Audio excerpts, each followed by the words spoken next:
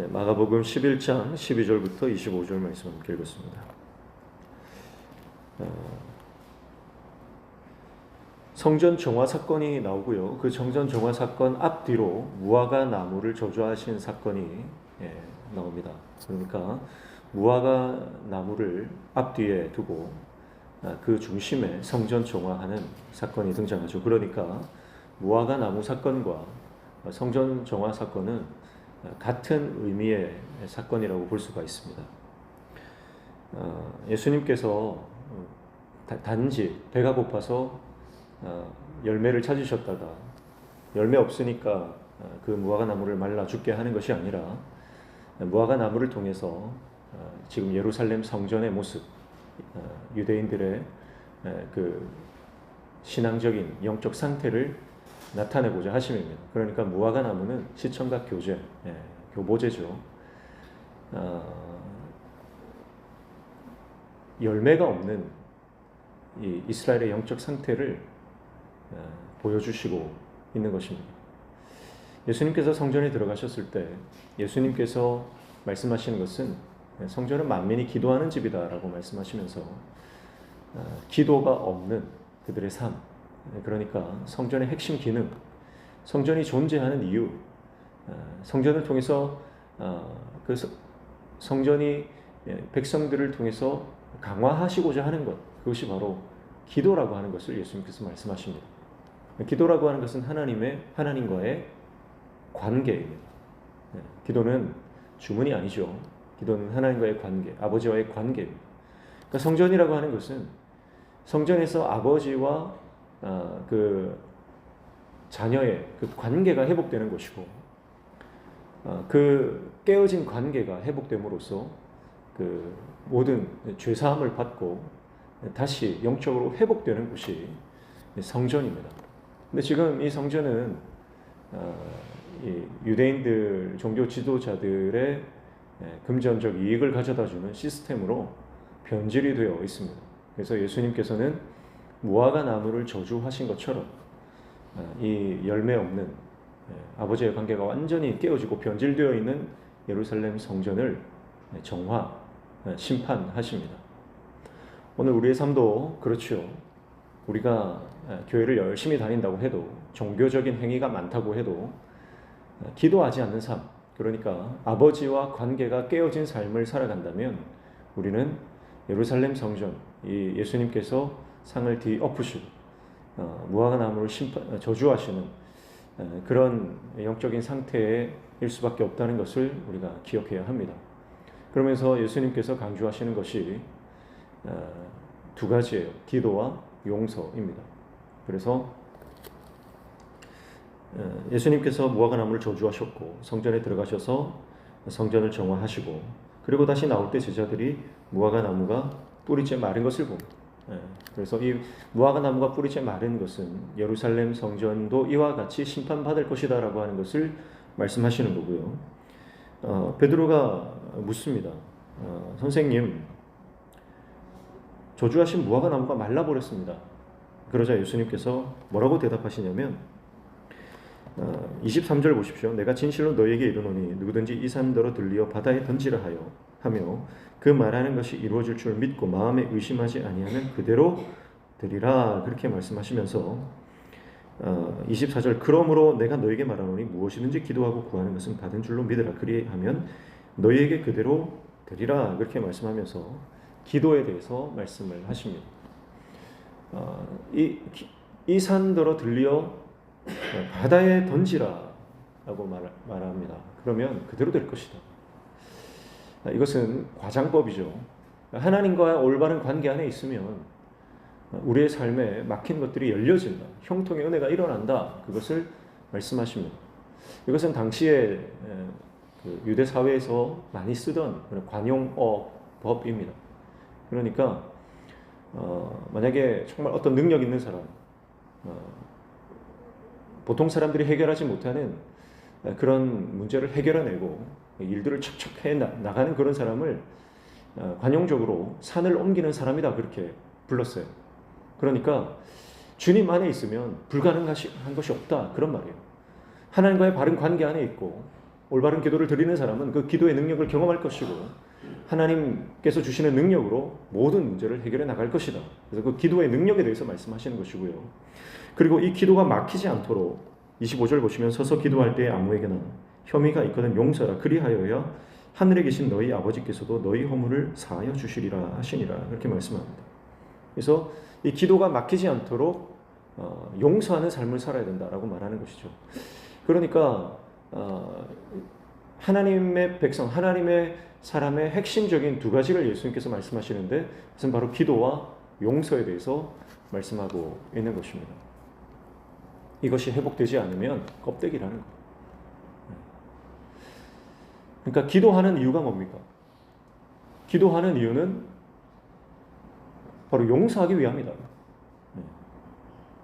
단지 기도가 내가 원하는 것을 이루어내는 것, 내 소원을 이루어내는 것에 국한되는 것이 아니라 기도의 본질적인 것은 바로 관계를 회복하고 용서하며 사람을 살려내는 것이다. 결국 용서가 사람을 살리는 것 아닙니까? 예수님께서 우리를 위해서 십자가에 달리신 이유가 뭡니까? 그것은 우리를 용서하시기 위함, 우리를 회복시키시기 위함입니다. 우리를 살리시기 위함이죠. 그래서 기도의 궁극적인 목적이 여기에 등장한다고 볼 수 있어요. 그래서 기도는 살리는 거예요. 기도는 살리는 거예요. 나만 사는 게 아닙니다. 내 필요와 내 만족과 내가 원하는 것을 얻어내는 것이 기도의 능력이 아니라 바로 사람을 살려내는 것, 그것이 기도의 본질적인 것이고 주님 안에 온전한 관계 안에 회복된 삶을 살아가는 자들은 바로 이런 기도의 삶을 살아간다는 것을 말씀하고 있습니다. 결국 이것은 어떤 갈망으로 이어진다 볼 수 있겠습니다. 여러분, 우리의 갈망이 뭡니까? 우리가 기도하는 것은 우리가 갈망하는 것을 우리가 기도하게 되죠. 결국 예수님의 갈망은 뭐죠? 예수님이 시장하셨더라 그렇게 말씀하시잖아요. 무화과 나무를 보시고 시장하셨는데요. 이 시장하셨더라고 하는 것은 예수님의 갈망을 의미하는 겁니다. 예수님의 갈망이 뭡니까? 시대를 향한 영적 굶주림. 그것은 바로 영혼을 살려내는 것. 십자가를 갈망하시고 십자가를 갈망하시는 것은 바로 이 십자가를 통해서 죽어가는 영혼들을 살려내고자 하는 그 영혼 구원에 대한 구령의 열정, 그 갈망입니다. 예수님의 갈망이 그거예요. 결국 우리가 지금 갈망하고 있는 것이 기도로 나오게 되는 것이고 그 기도가 결국은 우리의 갈망을 대변하는 것이다. 이 시대를 살아가는 우리가 진정으로 갈망하고 원하는 것이 무엇인지 그리고 그 갈망이 그 안에 있는 열정이 결국 그 사람이라고 볼 수가 있습니다. 사랑하는 성도 여러분, 오늘 저와 여러분의 갈망이 예수님이 되시기를 축복합니다. 예수님을 갈망하는 사람이 예수님의 사람입니다. 은혜를 갈망하는 사람이 은혜의 사람입니다. 갈망이라고 하는 것은 다른 표현으로 의에 줄이고 목마른 사람이라고 표현할 수 있습니다.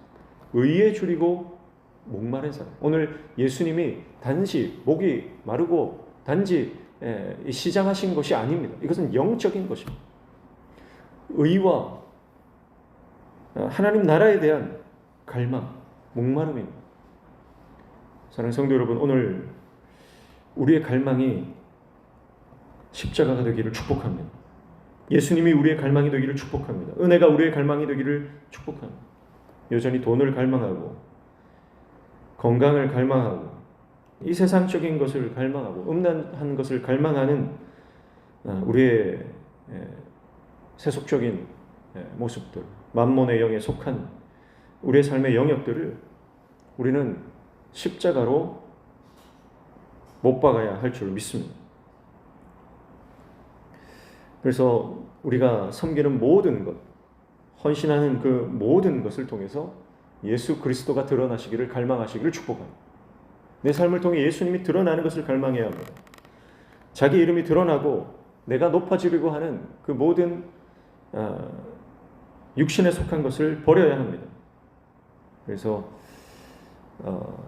예전에도 제가 한번 말씀드렸던 것 같은데 하나님과 나만 아는 비밀이 있죠. 사람들은 잘 몰라요. 아무도 몰라요. 가장 가까운 사람도 모르는 하나님과 나만 아는 비밀. 주님을 위해서 내가 섬기고 헌신하는데 아무도 몰라요. 주님만 아세요. 여러분, 그게 바로 천국 상급입니다. 그래서 우리가 어떤 갈망을 가져야 되느냐? 주님만 아시는, 주님만이 알고 계시는 영적 목마름, 그리고 그것을 위해서 내가 헌신하고 섬기는 나의 삶의 부분들, 그것을 내가 하나하나 쌓아 나가겠다라고 하는 갈망이 필요합니다. 그래서 그 사람과 나만 아는 비밀이 많을수록 그 사람과 가까운 관계를 라는 것을 우리가 알 수 있습니다. 마찬가지로 주님과 나만 아는, 주님과 나만의 비밀, 주님만 아시는 나의 수고, 주님만 아시는 나의 눈물, 주님만이 알아주시는 내 삶의 그 헌신과 그 땀과 눈물들, 여러분, 그것이 하나하나 차곡차곡 쌓여져 가야 됩니다. 사람들이 몰라준다고 섭섭해하고, 사람들이 알아주지 않는다고 마음 상하고, 그래서 어떻게든 사람들이 알아줬으면 하는, 그래서 그런 삶의 태도들, 그런 것들을 우리가 버려야 됩니다. 그리고 주님만 아시면 족합니다. 주님만 아시면 됩니다. 그리고 정말 아무도 몰라요. 주님만 아세요. 그것들이 여러분 우리의 천국의 상급으로 하나하나 쌓여져 갈 줄로 믿습니다. 주님과 나만 아는 그 많은 스토리들, 그것이 진정한 기쁨이 되는 거예요. 사람이 알아주는 것은 잠깐입니다.